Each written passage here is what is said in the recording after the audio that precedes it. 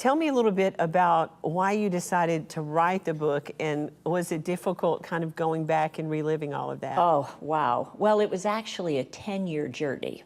You know, we don't want to rush into things, right?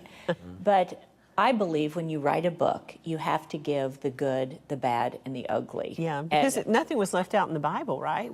Nothing was left out, and that's why I'm like, so you're saying I have a chance? You know, because look at David. Yeah. He was an adulterer, a murderer, and I'm thinking, okay, God, you can use me because you're a God who forgives. Yeah. But I knew that I had to deal with a lot of things that went on in our family, and I actually sent copies to both my sons, and I'm like, if you need anything taken out, my relationship with you is way more important than, you know, sensationalism in a book, but it was not sensationalized. And they were like, no, go for it, because it's the truth. And sometimes the truth hurts. Yeah. Well, let's go back to the beginning, Dru, to really your mom and dad. I was so impressed with them. And I love the story where you were sitting in a church service and the pastor begins to share a story about a healing that took place and then said that it was your father who prayed for the particular person. That was such a miracle story. Well, first of all, neither of my parents were raised in any kind of religion, which might have been an advantage.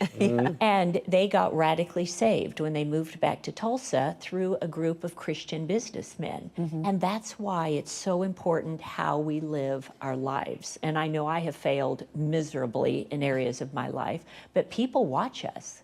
They don't want to see just when you're up, you know, speaking about Jesus, how do we live our lives? Right. And because that group of Christian businessmen were so faithful that my dad watched them, because at first he thought, well, they're crazy. They're holding hands and praying at a lunch table. And he said, I was mortified. I'd never seen that before. But he watched them and he saw their consistency. He saw their faith. And he called them and he said, you have something I don't have, and I need that. You have a peace that I don't have. And of course, they both came to know the Lord, and you were raised in a Christian home where you actually experienced that kind of thing happening where your parents would pray for people, you know, out in a restaurant or wherever. Oh, my dad was an amazing evangelist. And I went to him before he passed away and I said, Dad, I want to be Elisha.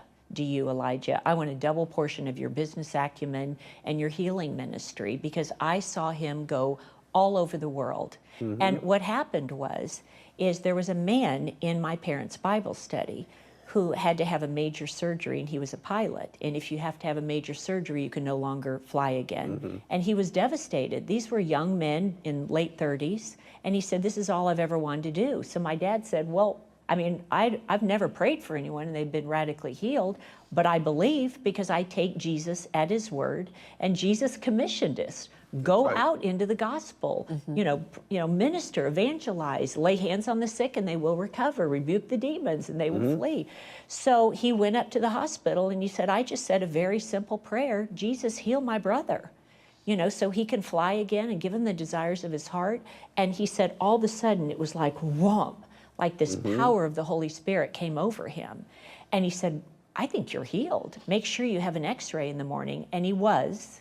And he flew for another 40 years. Wow. And that changed everything in our family. That's awesome.